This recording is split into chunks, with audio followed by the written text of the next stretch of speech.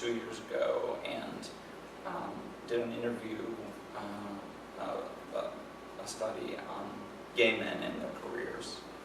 And so I interviewed several gay men, and I found that essentially there were many successful gay men in Grand Rapids, but all of them had to hide their sexual orientation in order to get to positions of power in their organizations. And some of them then chose, when they hit the top of their field, to come out. But I didn't interview anybody who came out and then was promoted. I think another experience that just sort of resonates with me is that in about '95, I was in Grand Rapids and I was in therapy, and I was working for Planned Parenthood and doing lots of sexuality work and prevention work and teen pregnancy work, that kind of stuff. As well as Planned Parenthood has been a major advocate around LGBT civil rights for a long time. And so I was in therapy, and I was talking with my therapist about my frustration at the fact that I had not found a partner, because I'd been out about 6 years or so. And we decided together that I probably was not going to find a partner in Grand Rapids, and that I might consider moving somewhere else. And so within 6 months, I was living in San Francisco, and I got a job there. My cousin got me a job in the district attorney's office, which was very strange for me. Working for the prosecuting attorney was just not my politics at all. But so here I am, and I'm working in an office with a bunch of cops. And on the first day of work, one of the cops said, "Oh, we're all, the whole office is going over to the Opera House today for the Harvey Milk Memorial." And I was surprised. I mean, all these cops are going to, Harvey Milk Memorial. Wow. So I go over, and you've got Mayor Willie Brown presiding. You've got Joan Baez talking about the night that Harvey Milk was killed. You've got George Moscone's son, who came out to the audience for the first time, and it was a huge event. And I looked up into the balcony, and I saw, as I was going into the Opera House, I had noticed school buses, but I didn't think anything of it. I looked up into the balcony. It was all elementary school kids there to witness this celebration of LGBT history. And I thought, wow, what a distinction from what happens in Grand Rapids. Here is a place where LGBT people count. And in Grand Rapids, sure we count, and sure we have a history, and we have pockets of resistance and fighters in the community like Jan Lundquist and many others who have been fighting for the rights of LGBT people. But we're not going to be down at the arena having a celebration with the mayor presiding. So, what do you think that it would take? What do you think needs to happen in Grand Rapids for kind of a cultural shift, shift in attitudes that would not just tolerate, but that would actually allow folks in the LGBT community to flourish and to be sort of recognized and celebrated and honored, like exactly did in San Francisco? Well, I think that the question that you ask is critical, because Grand Rapids is really undergoing a renaissance that's somewhat unheard of these days with these economic times. And certainly in Michigan, there's been a lot of growth and development. It's hard to imagine that we could be where we are today, knowing what I know about what Grand Rapids was like back in the 70s and the 80s.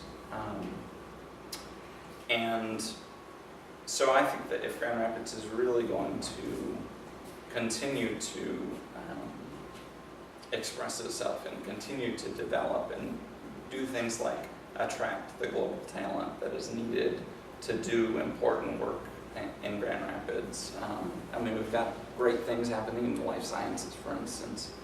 Well, you know, we were looking at a global talent pool, and if you look at what Richard Florida is writing about attracting talent to a region, you need to be thinking about how do LGBT folks get treated, because many people gauge their interest and their understanding of how accepting that community is based on how the LGBT community is treated.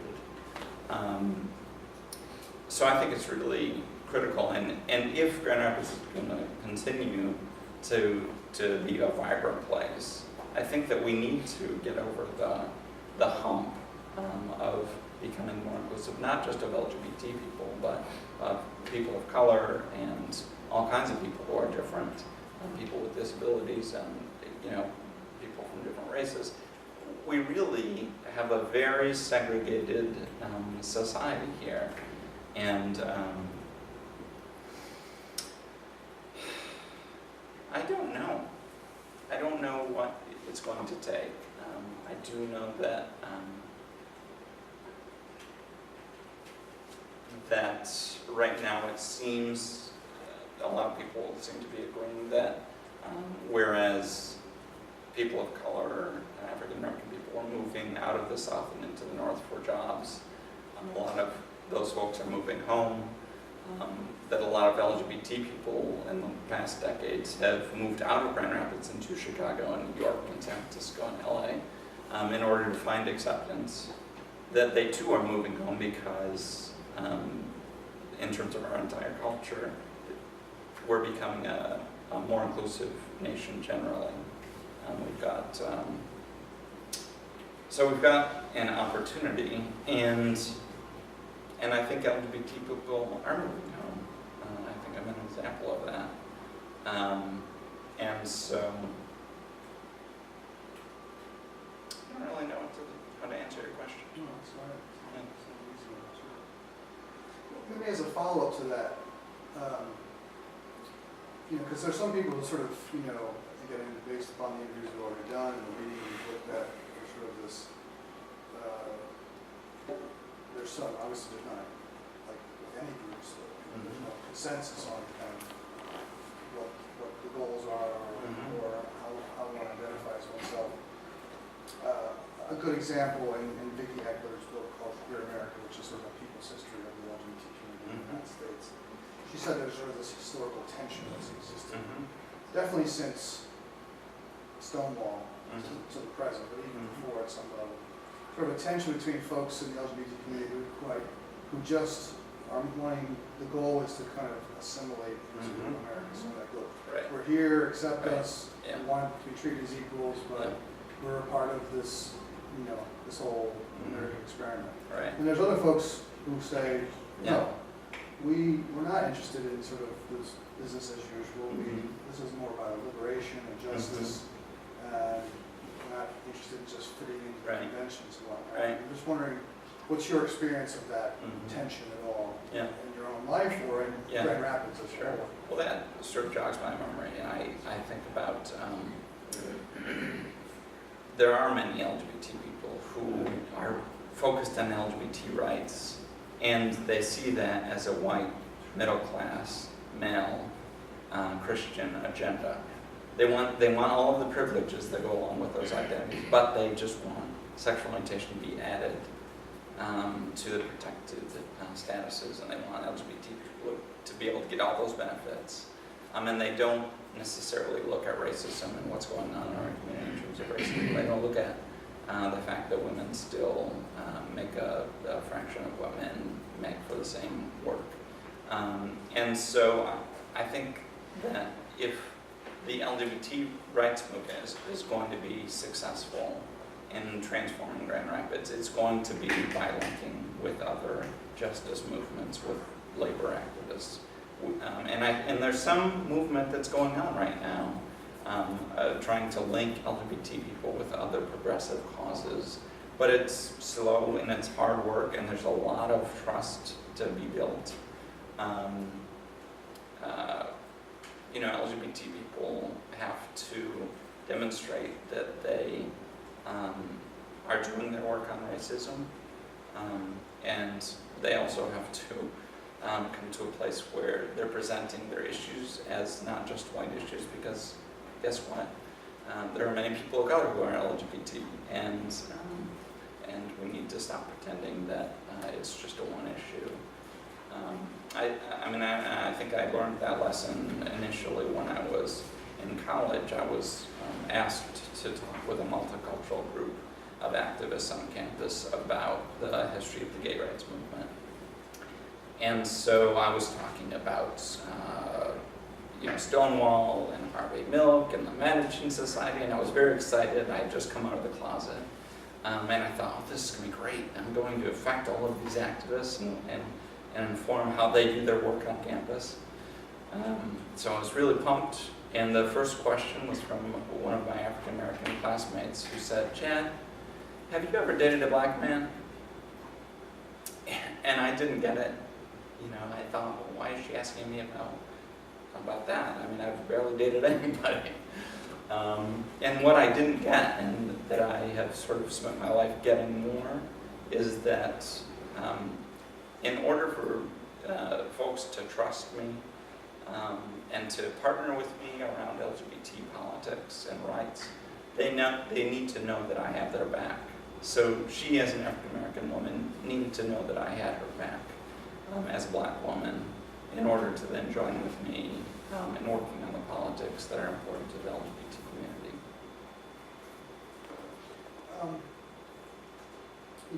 So we're doing this project, like, collecting these stories and interviews and archival material and so forth, and you never know kind of what you're going to end up with necessarily, but just wondering if you think that it's important for people, say 10, 20, 30, 40 years down the road, see this as a resource. Is there any value for people at the present as well as in the future to understand any of this history? Again, we're often taught about maybe it's more commonplace that Harvey Milk being the first gay mayor of a city, right? And in the United States, he might be mentioned or something like that, but not much locally specific. Do you think there's value in trying to kind of collect and document that kind of history here? I do. I think that if we don't have a historic perspective on what has gone on, I think that it's very critical that we be building trust across different movements in doing that work. But I think that we also need to recognize that there's a historicity to LGBT folks, and that's just been evolving so greatly for the last 20 years, right? If you looked at LGBT history 20 or 30 years ago, people didn't really know much about what was going on except for what was going on at Stonewall and what had gone on at the Managing Society. And I think that it's going to be really important to help activists see that they are part of a movement and that it's a long road towards justice, and that we succeed at doing the work by linking with other people who are also oppressed. Assuming that young folks are going to maybe be watching this down the road. Obviously it's different 40 years ago for somebody to come out as opposed to 20 years ago as opposed to now. But obviously it's an ongoing struggle. If you had any words to share with folks 20 years from now who might be watching this about like things to think about, somebody's in high school, say, what's important maybe in terms of being somebody who identifies as LGBT or Q or gender variant, or how other people identify themselves. What might you say to them about what's been important for you, or what you think